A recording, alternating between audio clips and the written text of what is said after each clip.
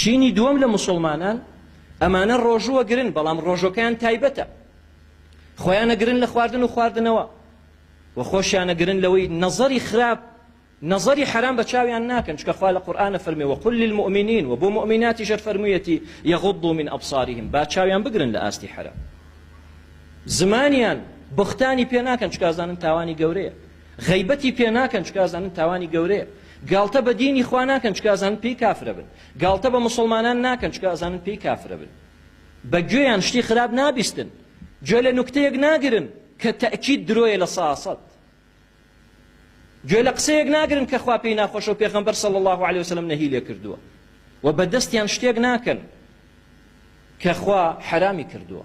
ولا تكتب بكفك غير شيء يسرك يوم القيامة أن تراه، ئەبەو دەستت شتێک منووسە ئیلا شتێک نەبێت کە لە ڕۆژی قیامەتە حەسکەی بیبینیتەوە دڵت خۆش بکە. چ جایەوەی تەقریر بن لە موسڵمان بە درۆ و قڕ بکەن بەسەر خۆی و ماڵ و منداڵی، بە دەستیان خراپە ناکەن و بە قاچیان ناچن بۆ شوێنی خراپ. ئەمە بریتە لە ڕۆژووی کەسانێک کە تایبەتن تایبەت، خوای گەورە ئەمانەی خۆشەوێ، کەسانێکی تریشمان هەیە لەمانەش باشترن، ئەمانە تایبەتی تایبەتن، ئەویش ئەوەیە نەک خۆی لە خواردن و خواردنەوە ئەگرێ، نەک چاوی و گوێی و دەمی و دەستی و قاچی و ئەندامەکانی دەپارێزێ لە حرام، بەڵکو بە دڵیشە خوتوڕەی خراپ نایە. خوتوڕەی خراپ زۆرە تەلەفۆنمان بۆوەکەن لە پیاوان و لە ئافرەتان، لە کوڕان و لە کچان، پێمان ئەڵێن ئەوە دروستە خەیاڵی خراپ بکەی، بۆ نمونە ئافرەتی ڕوود بێنیتە بەرچاوی خۆت وە کچێکیش بە پێچەوانەوە، دروستە ئەم شتانە؟ گەنجەکانمان خۆیان بەم شتانەوە سەرقاڵ کردووە. بۆ لەبەرەوەی ئەمڕۆ وەسائلەکان هەمووی هۆکارن بۆ ئەوە، تەلەڤیزۆنەکەیتەوە هەر شتی خراپە، مۆبایلە بینی هەر شتی خراپە، دیعایەتەکانە بینی هەر شتی خراپە، ئینتەرنێتەکان ئەوە مەواقعی ئیباحی هەر بە خۆڕاییە، خوای گەورە بمان پارێزێ. ئەمانە دەبینن ئەو کاتی کە پارەیان پێنەما بچن بۆ ئەم شتانە، ئەو کاتە بە خوتوڕەی خراپ کاتەکانیان بەسەرە بن.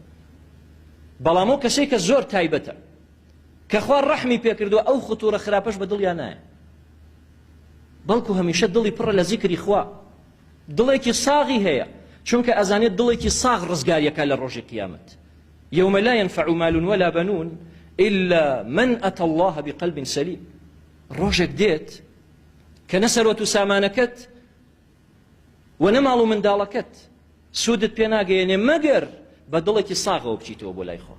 بۆیە دڵی ساغەوەیە لە کاتی ڕۆژووە خوتوڕەی خراپیش نەیە بە دڵتە، شەرەفی دراوسێکت نێنیتە بەرچاوی خۆت، ئەوەی کە پێشتر بینیوتە تۆبەی لێ بکەی ئێستا نێنیتەوە بەرچاوی خۆت، متعە و خۆشی لە خۆت ببینی.